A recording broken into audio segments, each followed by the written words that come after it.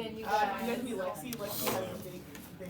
So hopefully the first part of the lecture, really boring, hormones, anatomy, physiology, you know, that sort of stuff. That's extra boring for me too. So more, you know, practical stuff for you guys, assessment of your pregnant patient, right? So getting into just basic defining what a pregnant mom is. These are some terms that you might see, you might hear them be spoke when you're doing your clinicals. And so this is how we define, you know, who's pregnant, how many pregnancies they've had, etc. Most time you're gonna hear us talking like G's and P's, so gravida and para, just to define, you know, like gravida, just how many pregnancies they've had, and then para, usually we kind of shorten it, not really, we kind of always mess this whole thing up, honestly, at the hospital. Para is just really how many pregnancies that have made it to a live birth. And so you might hear like gravida 5, para 1. And so that's gonna be she's had 5 pregnancy and she has 1 living at home. So she's had either, you know, elective or you know, a spontaneous abortion. So it could be the other ones. Or she has had an IUFD, or she had a baby that was born alive in the past. So that P can mean a million different things. So, but this is, so we normally, you might hear, you know, just the G's and the P's is what you'll usually ever hear. And I think that's what you guys probably generally use also, is that correct? Mm-hmm. For the most part, okay. But technically this is what all those G's and P's stand for. Gravida is just, you know, for pregnancy, para, number of pregnancies that have reached around 20 weeks technically. So, and then prima gravida, pregnant for the first time. There are, I would say there's a lot of nurses that I work with that will use like Primid for prima para, so after someone delivers. And so I've heard that in reports. And then multigravida, you might hear even like grand multiv, you know, someone that's had 5 or more pregnancies. We'll use that term at the hospital, whatnot, here and there. And then nulla gravida, null is in, you know, never. And so nulla gravida, just no pregnancies. Nulla para, just hasn't taken a pregnancy to viability. Oh, it says variability, but viability. So these are just terms that you know, just define your pregnant mom. Sometimes it gets broken down to G, T, and so you might see that in, you know, I feel like more of the docs when I get report from an office. Yes. So on the last slide, I was talking about how para is just above 20 weeks, but I always thought para is you actually delivered the baby. So what's the difference between like you had a very late like abortion or like an accident? Would that still be considered para even though you didn't deliver it? Yeah, no, they all get delivered regardless, right? So even if you have to, even if it's an abortion, that was delivered out of your body. Even if it was done manually or you did it yourself, it was spontaneously came out, or if it was surgically removed, it's delivered. And so, does that make sense? Yeah. Yeah, okay. And so sometimes, let's say, if they'd only made it to like 12 weeks, technically by this definition, the para would be a 0. And so she is like, you know, she's like a G2, you know, para 0.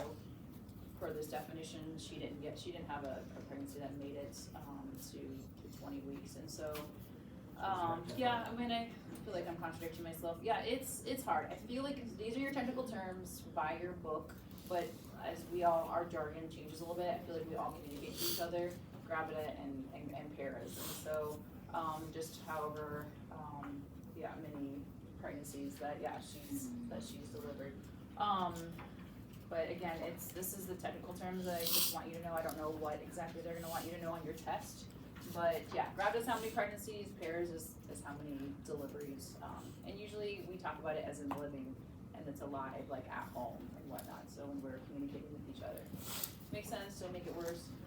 I mean, it's a little confusing, but it makes sense. Yeah. It's kind of confusing, I know. So, yeah, I don't know how else to make that better. Yeah. So gravida is pretty straightforward. It's just how many pregnancies she's had, and then para. So that could be a number of premature, so she could be, sometimes we even define women, we'll say like she's a gravida, 4, pair of 2, and then we'll put in parentheses only 1 living, like, so you might see that on the report sheets because she had 2 term deliveries, but one of those babies died like, after a day, in the NICU or whatnot. And so, it's kind of hard. I feel like in the hospital, we kind of messed this all up. When I'm getting a report from a doc or from an office, like say I'm sending over this like, G3, para 0, 1, 1, 0, you know what I mean? Like that would be, she's using the GTPAL way to define this lady, how many pregnancies she's had, how many were term that she delivered. So this is the 20 weeks, greater than 20 weeks, less than 20 weeks preterm, how many abortions she's had, and then how many living. So I'll have docs that will, they'll do like a quick number report to me like that. So it gets confusing. Yes. So I'm gonna make it even more confusing. Okay. So when you say that they come to term, like my wife had twins, Mhm. we lost one of them. So how would you put that on there? Because she's been pregnant, at the time twice, but we only had 2, even though one's twins. So there's 1 living. Okay, so she's had 2 pregnancies. Okay, and then she's had, so if we're gonna do the GT method, so she's had 2 pregnancies, none went to term then? 'Cause Well, the- we have 2, but one of them was, one time she was pregnant, it was twins. Okay, So 3, it should be 3 total, but we only have 2. So like, I don't know how do you, so this is gonna be, 1 and then 1. So she's had 2 pregnancies, these two came to term though, right? The twins came to term, no, okay. one twin came to term. There's an older one. Yeah, I have an older son and then a younger. So, So that's right. Oh, okay. yeah, that's what I was trying to figure out, like, if it's twins, how do you write that if one deceases? So then, yeah, sorry. And so she hasn't had any miscarriages then? No. Okay, sorry, so she did be gravid to 2 pregnancies. Both of those pregnancies went to term, even though 1 was lost. None of them are preterm. She hasn't had any abortions or miscarriages, and there's only 2 living. Okay. And so, yeah, so that's how that would look.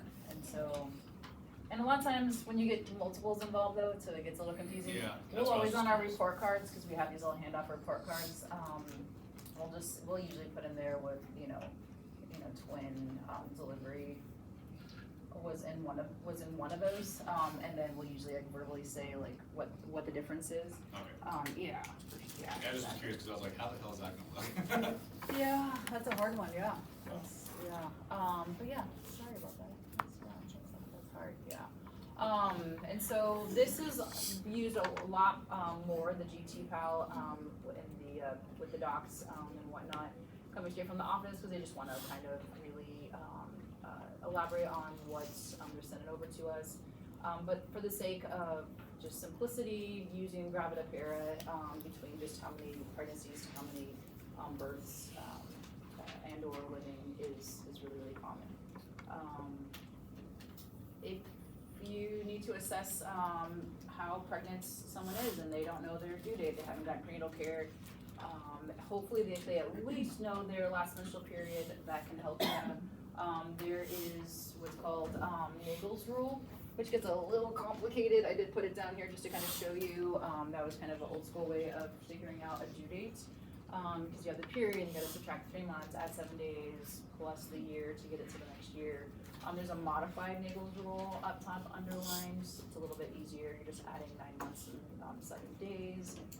So you can see if her, October 28th is gonna be kind of a quick calculation for what her due date is. However, we all have smartphones now, right? So there are apps for everything. So if you really wanna get into it and try to figure out a due date, especially if she's gonna possibly be delivering under you, you really wanna figure out, are you delivering a preterm baby or not? And it's like borderline, cause obviously, it's been 6 months ago, that, it's gonna be an easy assumption. There is an app for figuring out due dates. Assessments. Getting a history from a pregnant mom, you have to really get into her chronic conditions and then currently what's happening right now. So when I have, you guys bring in somebody and and I'm triaging them, then I like to ask big, broad, open-ended questions. So I will ask them, you know, is your doctor watching you and your baby for anything in this pregnancy at all?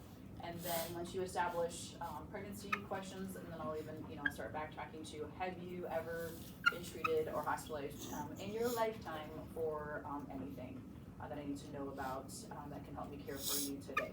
So you can get, like, in those two questions, you can get a lot of information, right? So instead of asking, like, has your doctor, like, said that you have, you know, preeclampsia or placenta previa, or, you know, instead of asking these, like, yes or no questions, if you start out really, really broad first, and then you can kind of narrow it down to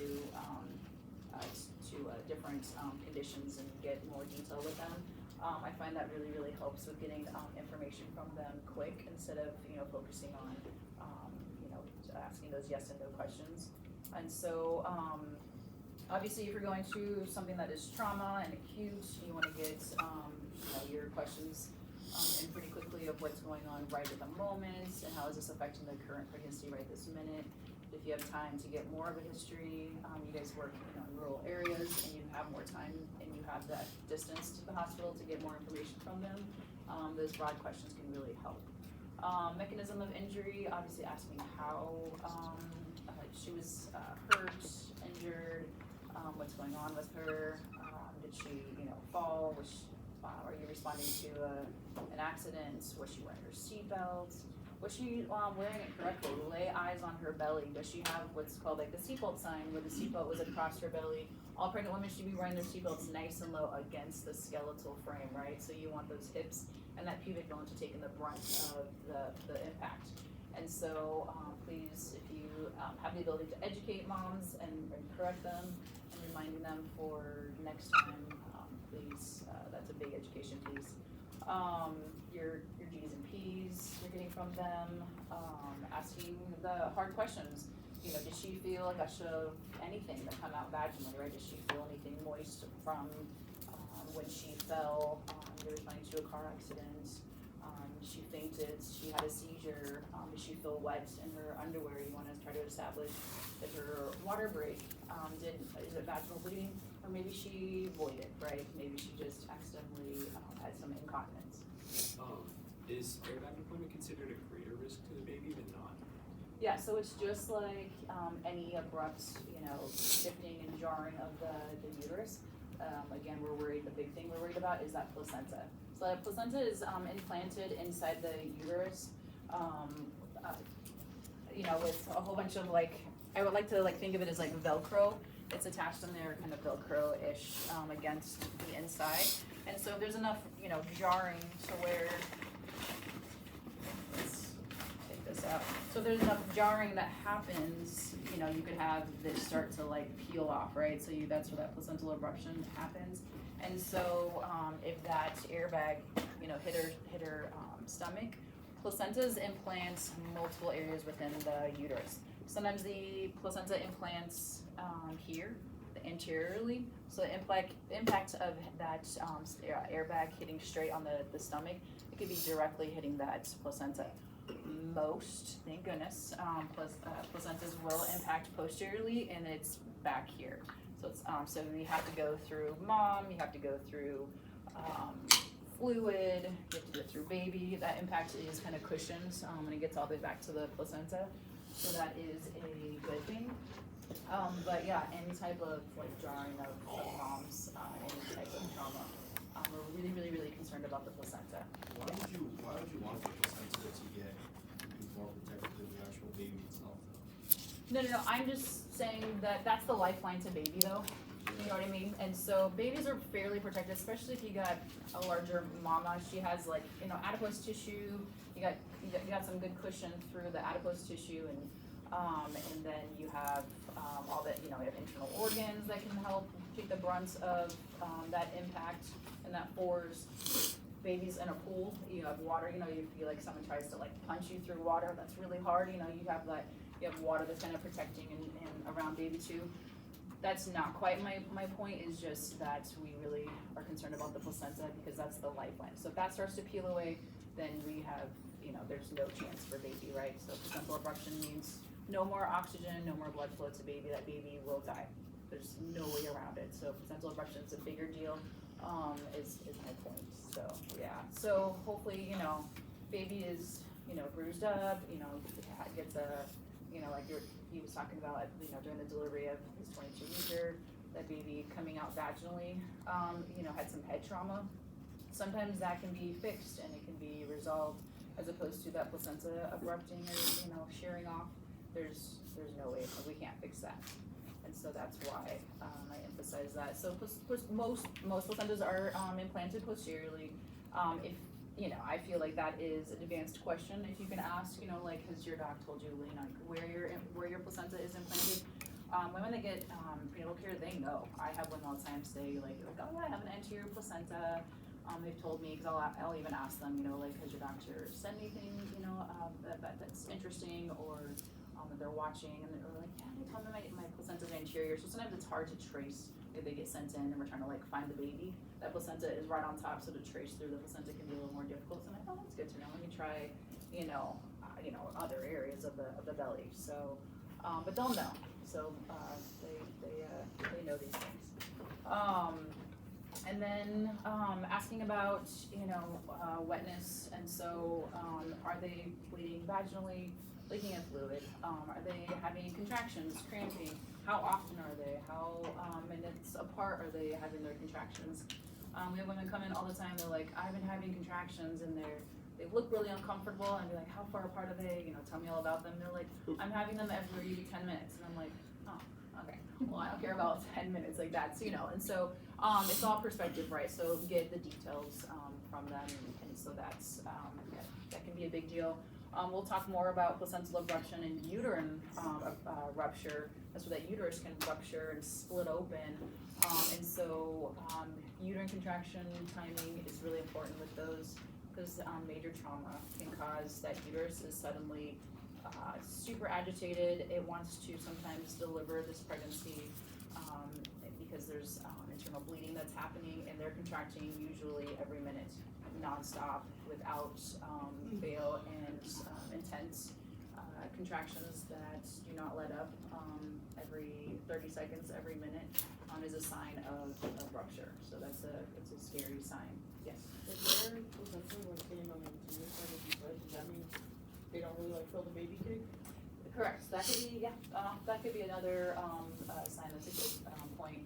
Some moms, how I said they get 20 weeks, fetal movement is felt, but if they have an anterior placenta, they might not get fetal movements until maybe they're a little bit farther on. They're on that farther side. Like, if they're 24 weeks, the baby is bigger and is stronger to be able to push up against that placenta to have external movement felt. So yeah, very good question, very good statement. And so they just, they might not have as much fetal movement. Cramp, abdominal or pelvic pain, of course, just figuring out where their source of pain is. Establishing a due date, like we've already talked about, trying to figure out how far along they are, really, really important for impending delivery. Yes? For establishing the gestational age, somebody who's unconscious or unresponsive, or just doesn't know, do you have any tips on trying to figure out, first semester, second semester? Yeah, so we went over that a little bit ago. I can't remember if you were in here. So there's a diagram. Remember we talked about the picture that was here, and it showed how far along. So at 20 weeks, they're at the belly button. And so yes, if you have somebody that's a good point to bring up again for this moment in time, unconscious patients, right? So if you lay hands and you feel the fundus, and you're laying hands on them, and the fundus is around the belly button or higher than that, then you know that you have at least a possible viable baby in there, right? So she's going to be 20 weeks or greater. So so that's the best way to is just feeling for the shape of the uterus. So continued assessment questions. Their past pregnancies, right? And how did they deliver? Did they deliver via C-section? Did they deliver vaginally? Why did they deliver via C-section? I was their first one. Usually first time moms delivering C-section, it's because of something usually emergent. The baby was too big and couldn't come out vaginally. So if you have this impending delivery with this mom that had a C-section, she's having a precipitous labor at home, started laboring an hour ago, and all of a sudden is now delivering for you. Are you going to be stuck with having a baby that is another baby that's big, possibly having a shoulder dystocia, difficulty delivering of those shoulders, right, which we'll talk more about. So just knowing how she delivered last time can be really important. Previous C-section moms are at higher risk for uterine rupture. So the scar that they cut through that uterus to get to mom, that uterine scar is just not quite as strong as an intact uterus, right? So that scar can split open with very intense contractions that can cause that uterus to rupture at that site. And so that's really nothing you can do about that. Uterine rupture in the field is something that the best thing you can do is get to the hospital ASAP. Babies do not survive it, and we're trying to save mom at that point from hemorrhaging internally before she bleeds out, and we'll talk more about that. Because those babies obviously have no circulation, there's no blood flow. That uterus is now ruptured open. The baby goes into the abdominal cavity, and so those babies do not survive unless they're in a hospital where we can cut them out ASAP. Further medical issues to ask about. Hopefully they have told you in their general questions of, are they watching you for anything? Do you have anything that's happening during this pregnancy that they are monitoring you for? Hopefully they're telling you like, oh yeah, I just got diagnosed with diabetes, or my blood pressures have been kind of high. And so, but you would be surprised, right? I know you guys, do patient care, and people don't bring up, medications they're on, or they're on a blood pressure medication, so they don't have hypertension, right? Because this medication is helping that. So seizures, if they just had a seizure and you're going to a call, do they normally have seizures, or they have epilepsy and they went off their meds because they're pregnant because they don't want to be on their seizure medications during pregnancy? That's one that a lot of moms, of course, want to do what's best for their babies, and they go off all of their medications. And so epileptic patients are increased risk for having a seizure. It might not necessarily have been because of preeclampsia. And then hypertension and diabetes is really, really, really, really common.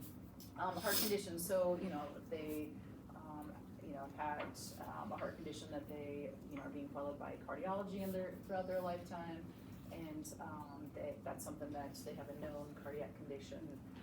They hopefully are telling you about that also. New problems or new complications, obviously, like we talked about, just all the things.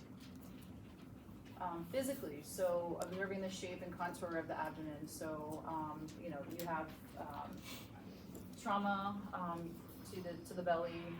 You will have a belly that got hit by the steering wheel, by the airbag, domestic violence. She was kicked in the stomach, and that uterus has ruptured. You will have a abnormally shaped uterus. That uterus is no longer going to be this nice round shape. It can kind of be concave, and it just looks like this odd shape. There's not like that, that normal, natural, gentle, yet firm contour to it. So that can indicate uterine rupture or concealed hemorrhage. So sometimes it's so tight and taut that because the blood is filling up inside the uterus, she's internally bleeding inside that uterus. Blood is you might not have any vaginal bleeding because everything is just staying up inside of the uterus, and so it could be a concealed hemorrhage causing the uterus to be super tight, and it's like literally like it feels like a hard piece of wood. Observing the abdomen for signs of fetal movement. Let's say you have somebody that fainted, is still out of it, or postictal from a seizure. Looking, at the belly, you see the baby is moving. Could be a good sign. Something to look for. Also, when you're, feeling the abdomen, you can feel movement underneath your hands, and then inspecting the perineum. for vaginal bleeding, amniotic fluid presence, and then when it, you know, if you're going to an impending delivery, is there, obviously you're looking for crowning, and what is crowning? Is the head crowning, is a butt crowning, is a foot coming out, is a face coming out? So just the different presentations of deliveries. Seen them all, so it's really interesting. Some are coming out forehead first, so they don't have a cone head, they're like a narwhal for a couple of days, so it's crazy how some of these babies can come out. Prolapsed cord, so let's say, you know, a lot of times it happens when the water breaks. The baby might not be low enough to where it's gonna cork off the opening, the fluid rushes out, it rushes the cord out of the vagina also. And so